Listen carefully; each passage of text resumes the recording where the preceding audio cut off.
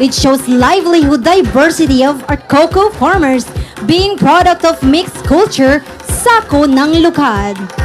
With details gems symbolizing the colorful, artistic history and craftsmanship of Mulanay and its people. The bolo knife represents and salutes the bravery of cocoa farmers and everyday struggles to survive. The wings is a reflection of our dreams, freedom and spirituality.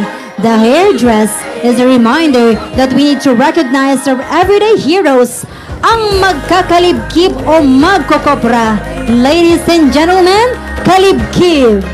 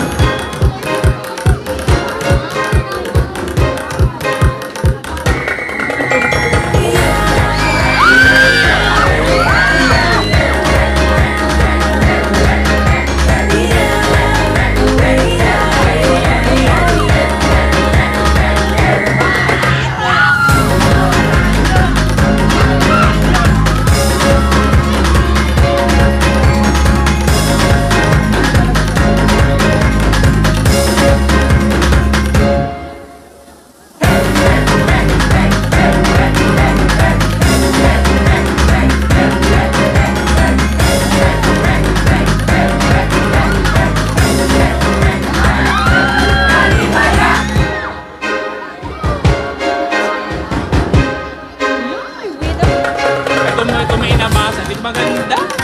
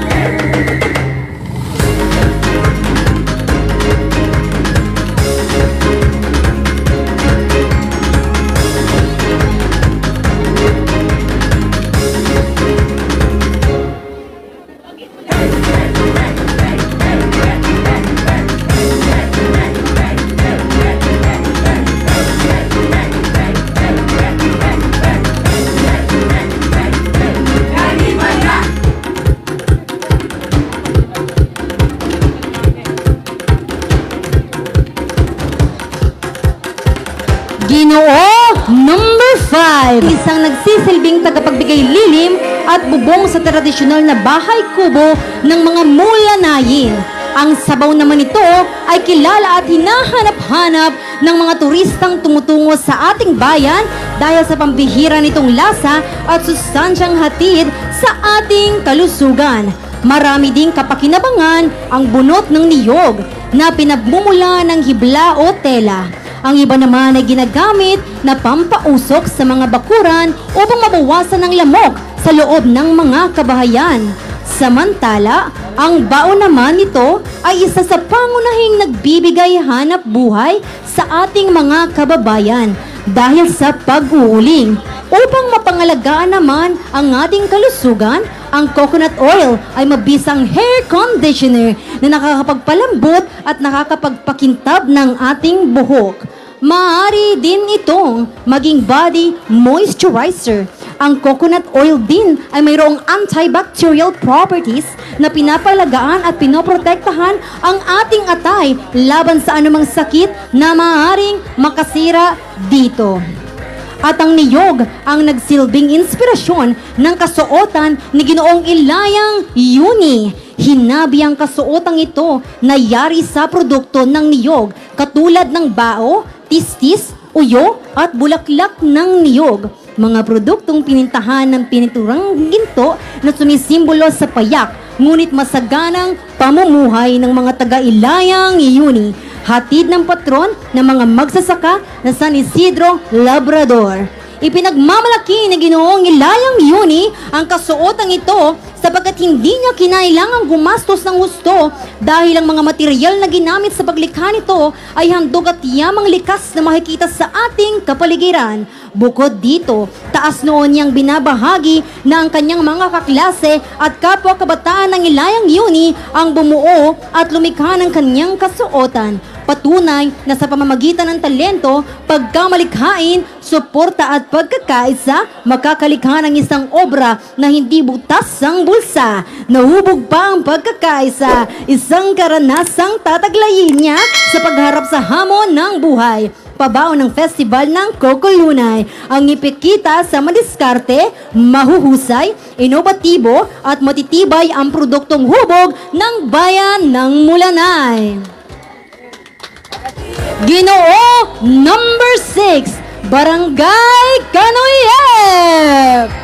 Tradisyonal na salakot na sumisimbolo sa pagbibigay galang sa mga sinaunang pamumuhay at pamumuno ng mga magsasaka. At ito rin ay nagsisilbing panangga sa matarik na sikat ng araw. Ang pangunahing bahagi ng costume ay nagtatampok ng isang tistis ng niyog at ang debanda gawa rin sa bunot na nagbibigay ng marangyang dimensyon sa damit. Ang intricacy ng tistis ay nagpapahayag ng husay at kasanayan sa pagtatrabaho ng mga lokal na manggagawa. Isang sining na nagbibigay buhay sa kasaysayan ng niyog. Gayon din ang pili na masigla at makulay na nadadagdag ng buhay at ritmo sa costume. Ang kanyang pagiging makulay ay nagtatanggal ng kasiglahan ng kultura at tradisyon ng bansa. Ang paggamit ng pili sa costume ay naglalabas ng mga kuwento at alaala, kundi isang simbolo ng kasipagan at kahandaan ng magsilbing gabay sa pagharap sa kasalukuyan.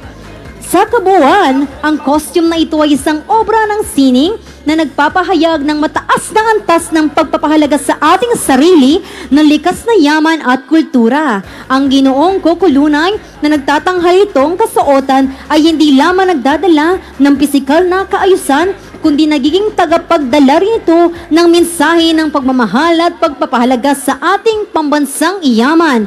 Gayun din sa yaman ng ating minamahal na bayan.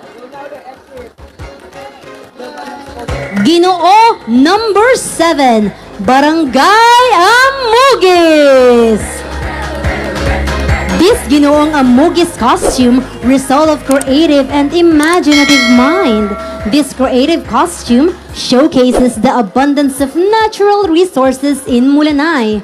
Also, it promotes the culture and tradition of Mulanayin, wherein this costume composed of pure coconut and other indigenous materials that reflects the Mulanayans' way of life and labor. Bagako, which is used by Mulanayans, fishermen and farmers in their simple job, made up my back outfit.